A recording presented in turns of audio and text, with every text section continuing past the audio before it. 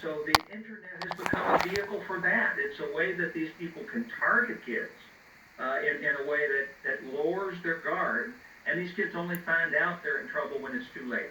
Does all that sound familiar to you? Absolutely. In your life, I mean, the things that we've talked about here, to make you feel loved, make you feel like there is value to you in your life, and that's part of the magnet that drew you into it? I had a slightly different experience, but what Linda was saying was actually very accurate with many of the other survivors that I know. There are different types of pimps. When you're in the lifestyle, there's a pimp scale of the different types, and you have what we call like the Rico or the Suave pimp, which is more to Linda's point, that tries to woo you in with this idea of love and giving you, it might start as a high school boyfriend, but really that boyfriend in high school is the recruiter for an older pimp, or this pimp tells you that he loves you and it seems regular, and then later on in the relationship he'll snap and say, if you love me, you have to do X, Y, and Z.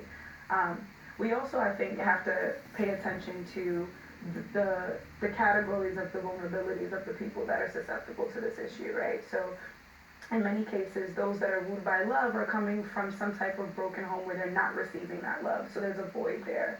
95% of those, the population of prostitution, are black and brown women and girls, transgender and gender non-conforming individuals, those who have endured the foster care system, and those coming from poverty, as we all know. That's nation, global, international wide. And I think that pimps have a way of, I always like to say, sniffing out what vulnerability you suffer from. In my case, I'm coming from a broken home with many siblings, living below the poverty line, being a black girl myself, living in the south side of Jamaica, Queens, which is not the nicest neighborhood if you haven't ever been. Better than Flushing. And me having a lot of domestic violence in my household. So I come from that void of not receiving a certain amount of love or attention.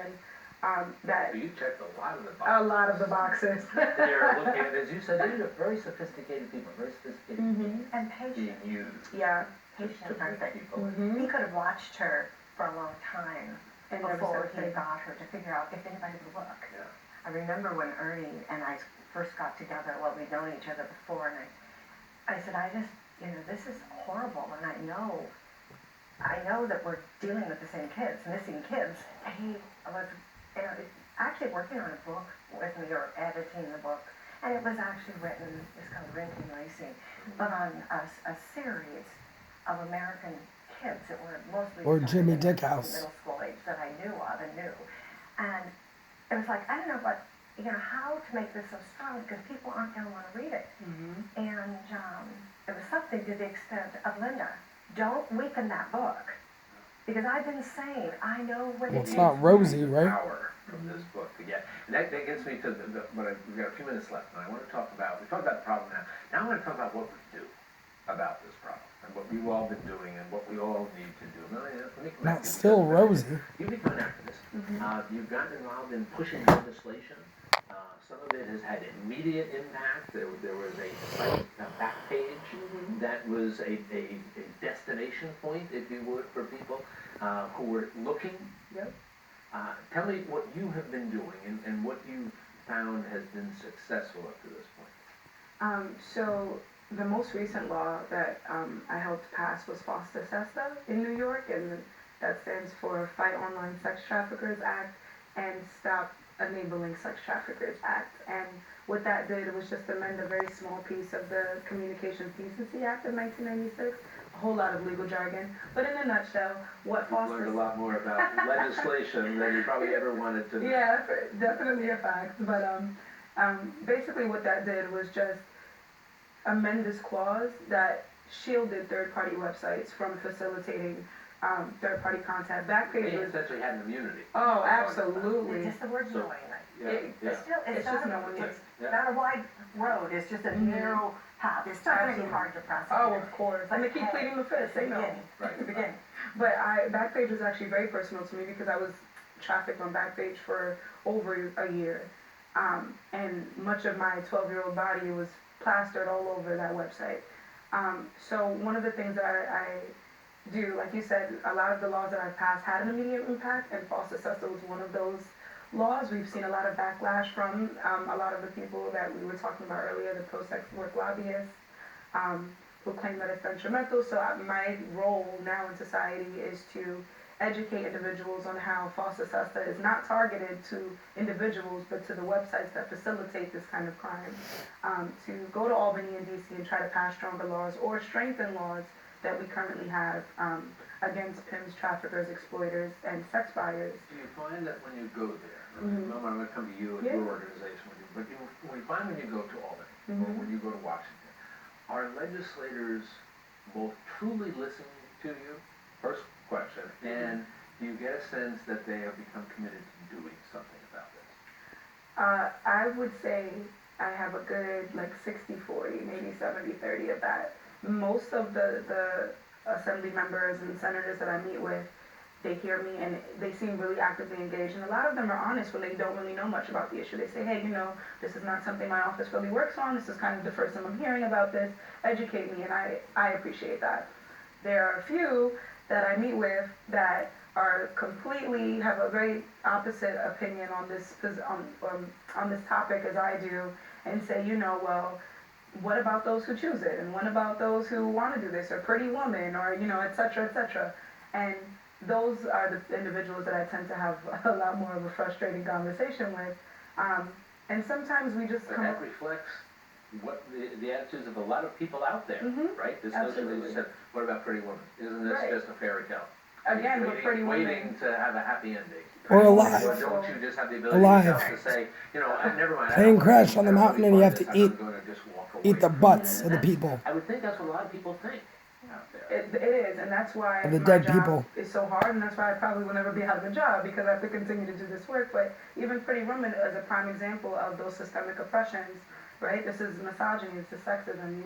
There's a woman who was selling her body with this wealthy man who works in an office, Junior. right? Like, again, this goes back to the gender roles and the power Julia dynamic, Roberts, which, Jr. now has translated and fueled prostitution and continues to.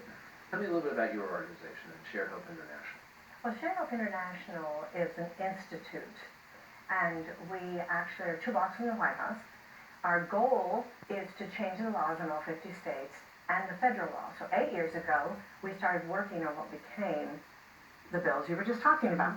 There's 41 points of law, and we started now in 2011 grading those 41 points of law right into the code of each state. We only had less than 50, it's 47% of the law. And that states like New York failed totally.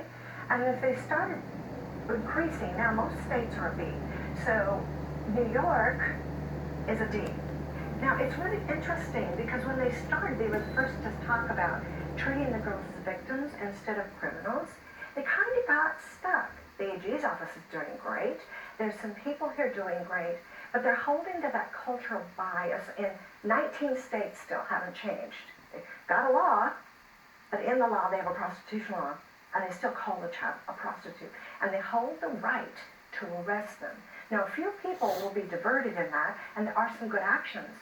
But I say that bias in the law. Mindset that Yeah. you think. So I think we have a cultural change that needs to happen in the states, and we have to change it by first passing a law to not criminalize the minor. Ernie, let me get last word from you, if I can. Bigger You picture again. have to criminalize Are you the at all minor. optimistic? Do you get a sense that progress is being made, both in terms of awareness of And then the nature transfer. of the problem, and in terms of doing something about it? Well, Jack, I think progress has been enormous, and much of that attributable to people like Linda Smith and Shared Hope.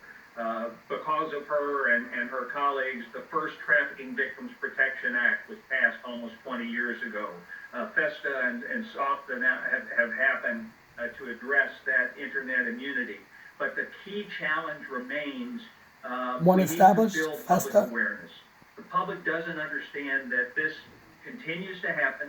It happens in all kinds of cities, not just New York.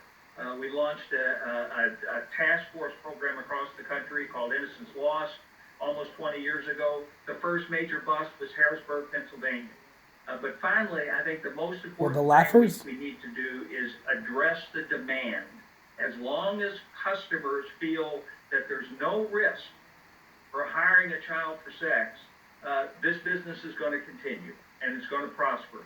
So we need to begin to hold the customer, the purchaser, accountable if we're ever gonna solve the problem. Well, I think this has been a very important conversation we've had. It's been a very illuminating conversation. My hope is this is going to help to move this conversation along. So